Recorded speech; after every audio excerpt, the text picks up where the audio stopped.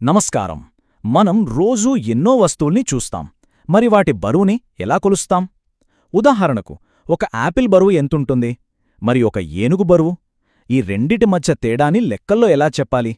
రండి, ఈరోజు మనం గ్రాముల దగ్గర మొదలుపెట్టి కిలోలు దాటుకుని క్వింటాళ్ల దాకా ఈ బరువుల వెనుకున్న లెక్కలన్నీ సరదాగా నేర్చుకుందాం. సరే, మన ప్రయాణం ఇక్కడ్నించే మొదలవుతోంది. అసలు అత్యంత బరువైనవేంటి? మన చుట్టూ ఉన్న ప్రపంచంలో కొన్ని వస్తువులు, కొన్ని జీవులు అబ్బో చాలా బరువుగా ఉంటాయి. ఎప్పుడైనా ఆలోచించారా మన భూమిమీద ఉండే అత్యంత బరువైన జంతువుల బరువుని ఎలా కొలుస్తారో అని?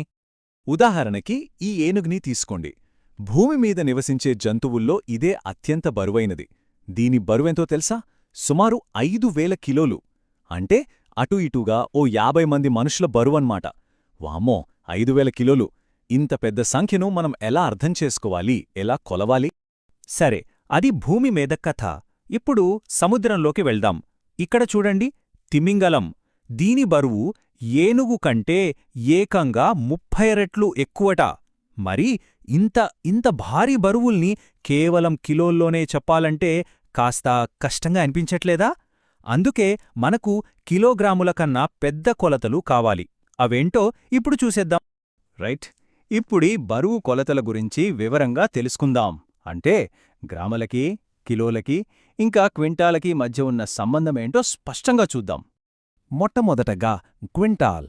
ఈ పదం విన్నారా ఎప్పుడైనా? ఒక క్వింటాలంటే సింపుల్, సరిగ్గా 100 కిలోగ్రాములు. మనం ఎప్పుడైనా రైతు బజార్కి కానీ, పెద్ద మార్కెట్కి కానీ వెళ్తే అక్కడ ఒక క్వింటాల్ బియ్యం అనో, క్వింటా పత్తి అనో వింటూ ఉంటాం. అంటే దాని అర్థం వాళ్ళు 100 కిలోల గురించి మాట్లాడుతున్నారని. ఇది బాగా గుర్తుపెట్టుకోవాలి. 1 క్వింటాలంటే 100 కిలో. సరే, ఇక మనందరికీ బాగా తెలిసిన పదం కిలోగ్రామ్. మనం దుకాణానికి వెళ్ళి 1 కిలో పంచదార ఇవ్వండి అని అడిగామనుకోండి, అప్పుడు మనం సరిగ్గా 1000 గ్రాముల గురించి అడుగుతున్నట్టు లెక్క. మనం రోజూ వాడే చాలా వస్తువులు, కూరగాయలు ఇవన్నీ కిలోల్లోనే కదా కొంటాం.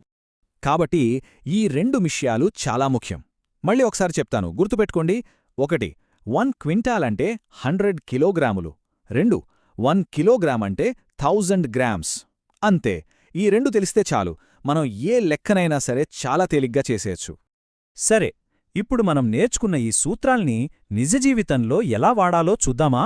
ఇక్కడో టోకు వ్యాపారి ఉన్నారు. ఆయనకి తన దగ్గరున్న సరుకుల బరువు లెక్కేయడంలో కొంచెం సాయం చేద్దాం రండి. ఇక్కడ చూడండి, ఈ పట్టికలో ఆ వ్యాపారి దగ్గర ఏమే ఉన్నాయో ఉంది. ఉల్లిపాయలు, ధాన్యం, కందిపప్పు బస్తాల్లో ఉన్నాయి. మన పనేంటంటే ప్రతి వస్తువు మొత్తం బరువుని ముందు కిలోల్లో కనుక్కోవాలి, ఆ తర్వాత దాన్ని క్వింటాళ్లోకి మార్చాలి. సరేనా? మొదలు పెడదామా? ఓకే, ఫస్ట్ ఉల్లిపాయలు తీసుకుందాం. ఇక్కడ 20 బస్తాలున్నాయి. ఒక్కో బస్తా బరువు 40 కిలోలు. మరి మొత్తం బరువు ఎలా వస్తుంది? చాలా సింపుల్. బస్తాల సంఖ్యని ఒక్కో బస్తా బరువుతో గుణించాలి. అంటే 20 × 40 ఎంత? 800 కిలోలు. రైట్? ఇప్పుడు దీని క్వింటాల్లోకి మార్చాలి. ఎలా? మనకు తెలుసు, 1 క్వింటాలంటే 100 కిలోలు. కాబట్టి 800ని 100తో భాగిస్తే చాలు, మనకు 8 క్వింటాళ్ళు వస్తుంది. అంతే. ఇప్పుడు ధాన్యం సంగతి చూద్దాం. 18 బస్తాలు, ఒక్కోటి 75 కిలోలు. మొత్తం బరువు కోసం 18ని 75తో గుణిస్తే 1350 కిలోలొస్తుంది.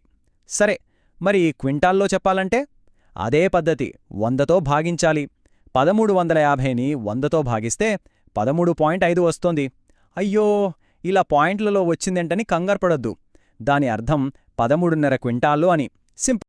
ఇక చివరిగా కందిపప్పు 10 బస్తాలు, ఒక్కొక్కటి 70 కిలోలు. అంటే మొత్తం 700 కిలోలు. మరి క్వింటాళ్లలో అయితే 700ని 100తో భాగిస్తే 7 క్వింటాళ్ళు. చూసారా ఎంత తేలికో? వస్తువు ఏదైనా పద్ధతి మాత్రం ఒక్కటే. ముందు మొత్తం బరువుని కిలోల్లో కనుక్కోవాలి, ఆ తర్వాత 100తో భాగించి క్వింటాళ్లలోకి మార్చేయాలి. సరే, మనం రోడ్ల మీద పెద్ద పెద్ద లారీలు, ట్రక్కులు వెళ్తుంటే చూస్తాం కదా, అవి అసలు ఎంత బరువు మోయగలవో ఎప్పుడైనా అనిపించిందా? రండి, ఇప్పుడు వాటి లెక్కలు కూడా చూసేద్దాం. లారీ, ట్రక్కు, ఇంకా పెద్ద కంటైనర్ ట్రక్కు ఇలాంటి భారీ వాహనాలు 1000 కిలోల బరువును మోయగలవు. ఇప్పుడు వీటి మోత సామర్థ్యం ఆధారంగా కొన్ని ఆసక్తికరమైన లెక్కలు చేద్దాం. మొదటి సమస్య చూద్దాం. ఒక లారీ 7500 కిలోల బరువును మోయగలదు. దానిలో మనం 15 కిలోల బరువున్న కార్టన్ పెట్టెలను ఎక్కించాలి. మరి మొత్తం ఎన్ని పెట్టెలు పడతాయి? ఇది తెలుసుకోవాలంటే ఏం చేయాలి? లారీ మొత్తం మోయగల బరువుని ఒక్కో పెట్టె బరువుతో భాగించాలి. అంటే 7500ని 15తో భాగించాలి. అప్పుడు జవాబు 500 కార్టన్లు. సింపుల్. సరే, ఇంకో ఉదాహరణ. ఒక ట్రక్కు 9000 కిలోలు మోయగలదు. దానిలో 50 కిలోల బియ్యం బస్తాలు ఎక్కించాలి.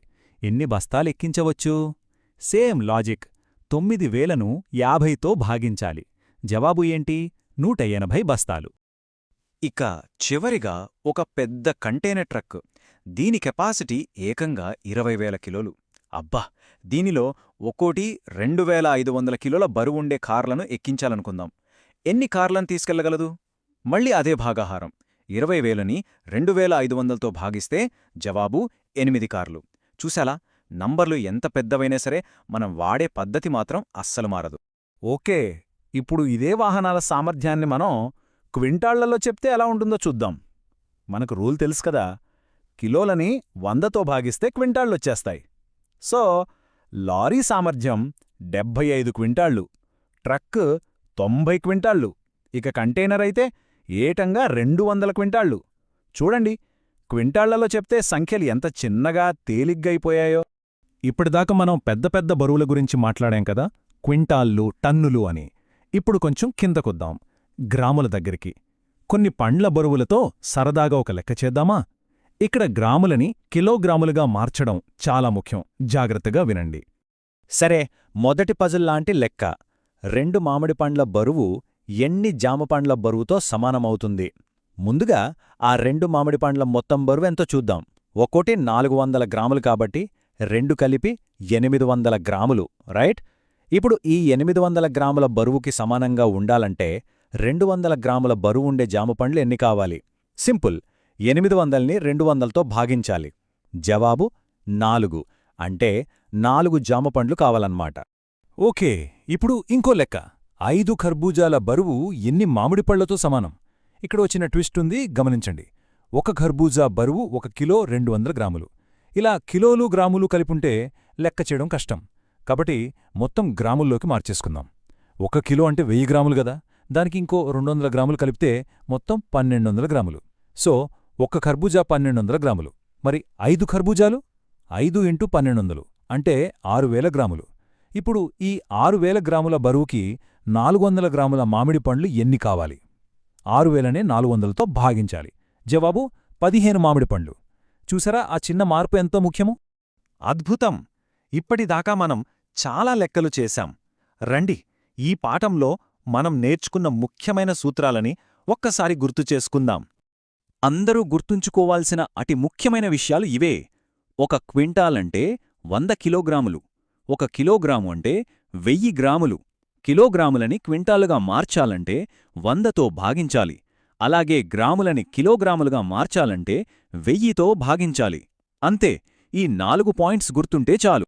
సరే, ఈరోజు మనం బరువుల గురించి చాలా విషయాలు నేర్చుకున్నాం. ఇప్పుడు ఒక చిన్న హోంవర్క్ లాంటిది. మీ చుట్టూ ఒకసారి గమనించి ఏ వస్తువుల బరువుని మనం క్వింటాలలో కొలవచ్చో ఆలోచించండి. బహుశా మీ ఇంటి దగ్గర జరిగే కన్స్ట్రక్షన్లో సిమెంట్ బస్తాలు కావచ్చు, లేదా మార్కెట్లో ఉండే ధాన్యం బస్తాలు కావచ్చు. ఏమంటారు? దీని గురించి ఆలోచిస్తూ ఉండండి. మరో మంచి అంశంతో మళ్ళీ కలుద్దాం. అంతవరకు సెలవు.